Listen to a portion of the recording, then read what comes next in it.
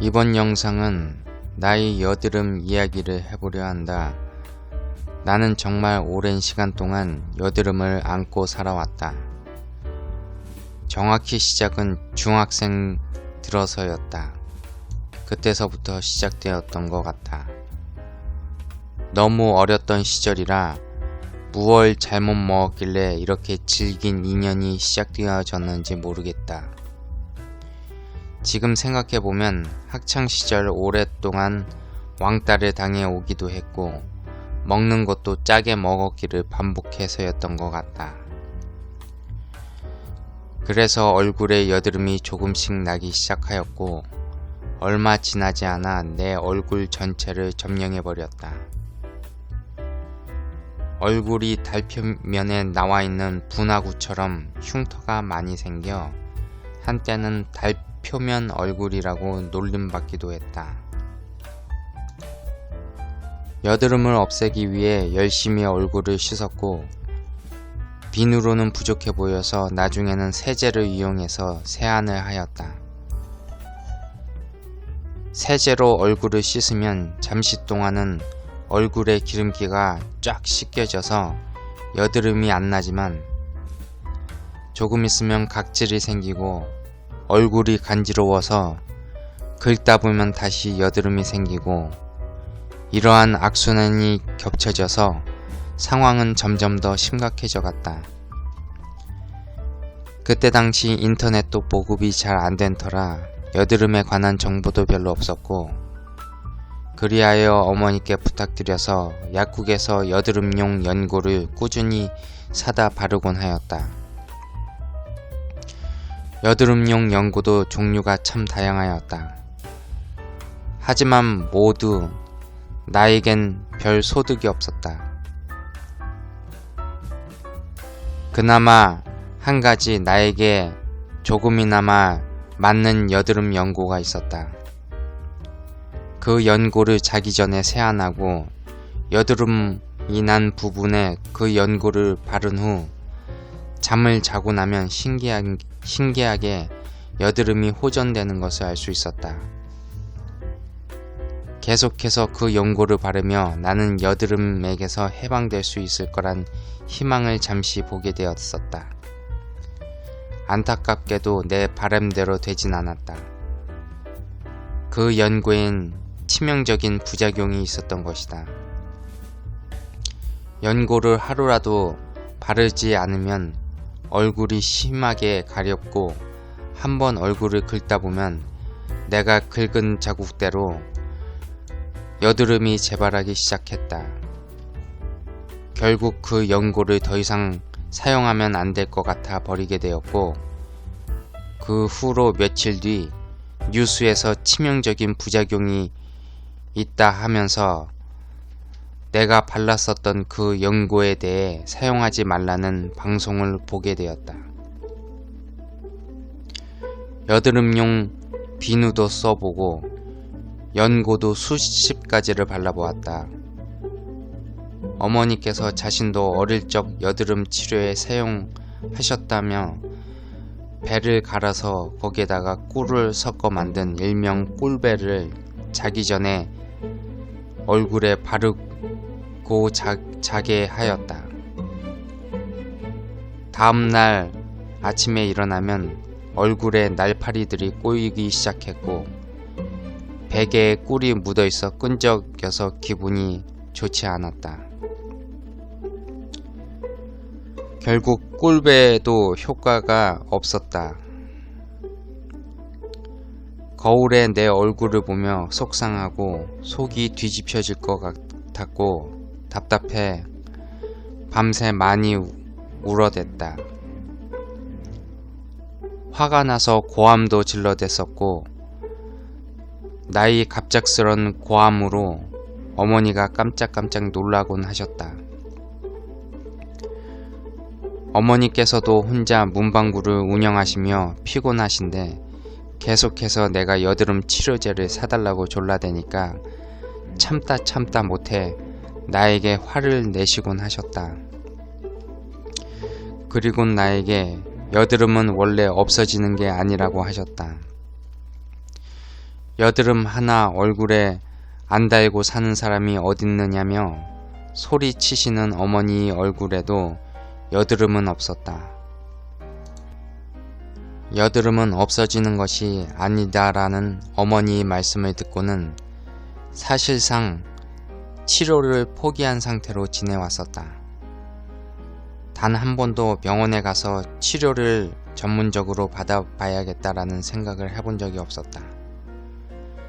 병원에 가면 피부과인 경우 보험이 안 돼서 치료비가 많이 나온다더라. 먹는 여드름 약이 있긴 한데 먹으면 기형아 출산 등의 부작용이 있다더라. 어차피 약을 먹어봤자 완치가 아니라 어느 정도 완화가 되는 거겠지. 여드름은 없어지는 게 아니니까 하는 생각으로 포기를 하며 살아왔다. 그렇게 오랜 시간 왕따를 당하면서도 전학 가고 싶다고 학교 가기 싫다고 하면 힘들게 돈을 버시는 어머니를 더 힘들게 해드리는 것 같아 아무 소리를 못했었던 것처럼 여드름 따위 때문에 큰 돈 들여가며 병원에 가고 싶다라는 이야기를 꺼낼 수가 없었다. 얼굴에 여드름 없이 깨끗한 친구들을 보면 왜 나는 그렇게 태어나질 못했을까 하며 좌절도 많이 했었다.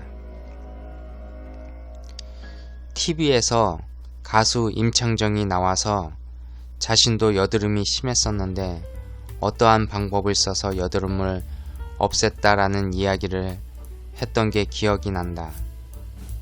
그래서 임창정이 방송에만 나오면 여드름에 관한 이야기를 할 때면 그 방법에 대해 자세히 알고자 귀담아 들으려 했으나 이상하게도 내 기억엔 그 방법에 대해서는 자세히 이야기하지 않았던 것 같아 볼 때마다 많이 속상해 했었다. 학생 때 여드름으로 놀림을 많이 당했었다. 한 번은 어떤 이유인지 기억이 나진 않지만 다른 반 애들과 같이 한 교실에 모이게 되었다. 그 과정에서 우리들이 시끄러웠는지 여자 선생님이 교실 내부에 있는 학생 전원들에게 책상 위로 올라가라고 시키셨다. 그것만으로는 체벌이 부족하다 생각하셨는지 짝꿍과 얼굴을 마주보게 하였다. 생판 모르는 다른 반 학생과 얼굴을 마주보게 했는데 거기다 상대방이 눈을 서로 정확히 쳐다보게끔 하셨다. 지금 생각해보면 그 여선생이 나를 엿먹이게 하려고 했던 걸까 하는 생각이 들 정도로 나는 많이 치욕스러웠다. 마주보는 그 학생은 내 얼굴을 보면서 무표정한 얼굴이었지만 무슨 생각을 하고 있었을까? 참 얼굴 그지 같네. 얼굴이 달표면같이 여드름 자국으로 뒤덮여져 있네. 역겨워 보이네 라는 생각하지 않았을까? 더욱 짜증나는 일은 그 뒤에 벌어졌다. 그 여선생님은 짝꿍과 가위바위보를 시키더니 진 사람이 이긴 사람을 없게끔 하였다. 그것도 책상 위에서 말이다. 정말 불편한 기억이다. 사실 이런 것뿐만이 아니라 훈육이라는 핑계로 젖꼭지를 꼬집어 비틀어대는 여선생도 있었고 별의별 다양한 사랑의 매를 많이 경험했던 시절이었다. 이로 인하여 나는 선생님이라는 작자들을 별로 좋아하지 않는다. 물론 요즘은 많이 달라졌겠지만 그때의 일로 인해 내 마음은 별로 달라지지 않는다. 오히려 요즘은 선생님들이 학생과 학부모로부터 시달림을 당한다던데 세상 참 많이 달라졌다. 잠을 잘 적에 무심결에 습관적으로 얼굴에 이곳저곳 코, 턱, 이마 주변을 손으로 더듬으며 여드름을 터트리고 짜내느라 항상 내 손끝은 피로 물들어져 있었고 피비린내가 날 정도였다. 나중에는 여드름이 아닌 조그마한 뼈드락지가 만져져도 그 부분을 짜낼 필요도 없는 부분인데 손톱으로 죄다 뜯고 내서 얼굴이 성한 날이 없었던 것 같다. 35살이었던가 36? 아니 37살이었던가 나는 큰 결심을 하기로 했다. 피부과를 가서 여드름 치료제 먹는 약을 복용해 보자는 것이었다. 그동안에 열심히 유튜브로 여드름 치료 방법에 대해 알아보았고 거의 대부분 부작용은 있어도 먹는 약을 이용해 치료를 했다는 치료 후기 등의 이야기를 많이 봐왔기 때문이다. 그리하여 집 근처에 있는 한 피부과를 처음으로 방문하게 되었다. 그때 의사분에게 내 여드름 문제에 대해 상세히 말씀드렸고 먹는 약을 해보고 싶다고 그래서 왔다고 말씀드렸다.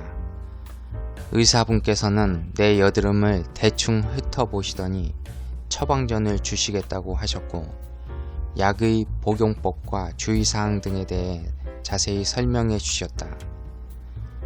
그때 기억에 그 의사 선생님께서도 여드름은 완벽하게 나아지기란 힘들다고 말씀하셔서 그 말을 듣고 잠시 좌절을 했었던 기억이 난다.